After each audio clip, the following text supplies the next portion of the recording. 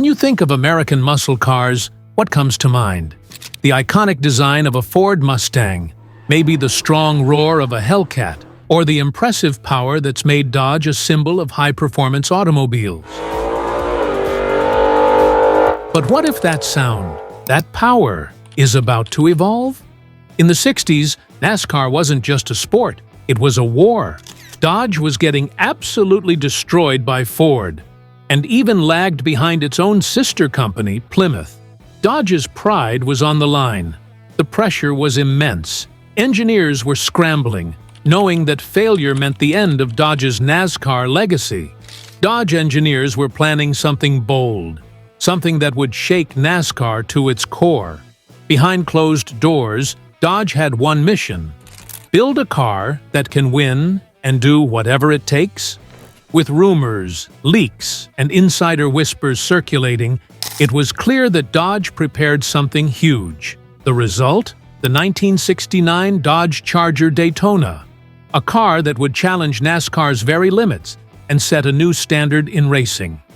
Let's take a ride in the Dodge Charger Daytona, the muscle car that's sure to leave all others in its dust.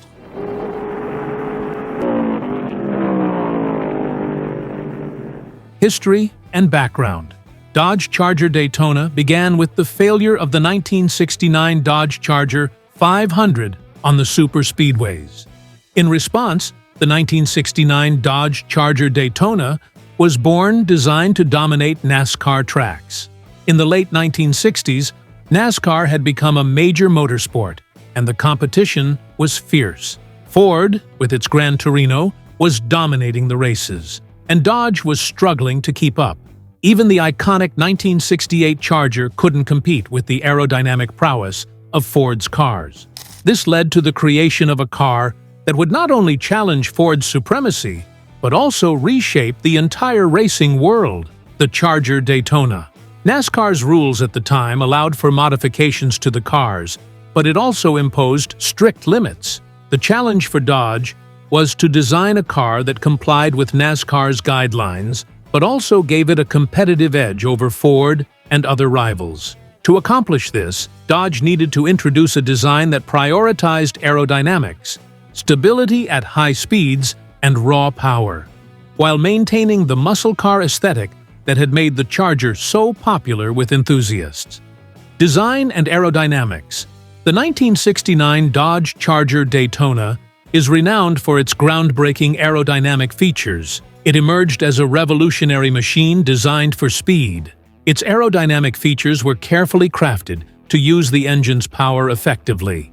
The standout front nose extended 18 inches, featuring pointed shapes and pop-up headlights that minimized drag while enhancing downforce.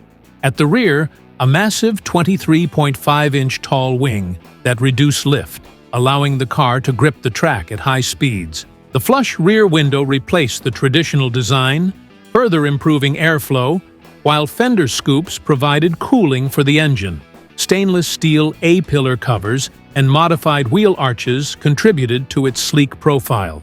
Each element was tested in wind tunnels, ensuring that the Charger Daytona not only looked striking, but also performed exceptionally on NASCAR tracks, setting new standards in automotive engineering and racing performance.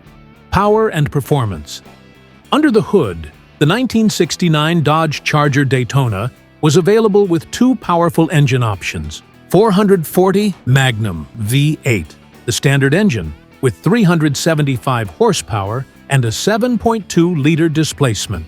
This engine allows this car to accelerate from 0 to 60 miles per hour in 6.1 seconds and climb to over 100 miles per hour in under 14 seconds with a top speed of over 100 miles per hour speed of 200 miles per hour. 426 HEMI V8, a 7-liter V8 engine with 425 horsepower at 5,000 RPM and 490 pound-feet of torque at 500 RPM, 4,000 RPM. The estimated top speed is 132 miles per hour, which is likely limited by engine RPM because Chrysler's Torqueflite automatic transmission did not feature an overdrive gear. With such a formidable engine, the Charger Daytona was able to achieve top speeds that few cars could rival, both on and off the track. The Daytona had either a 4-speed manual transmission or a 3-speed Torque-Flight 727 automatic transmission, while the braking system ensured that the car could handle tight turns and sudden stops during races with power front disc brakes and rear drum brakes. Racing pedigree. When the Charger Daytona debuted in 1969, it quickly made a name for itself on the NASCAR circuit.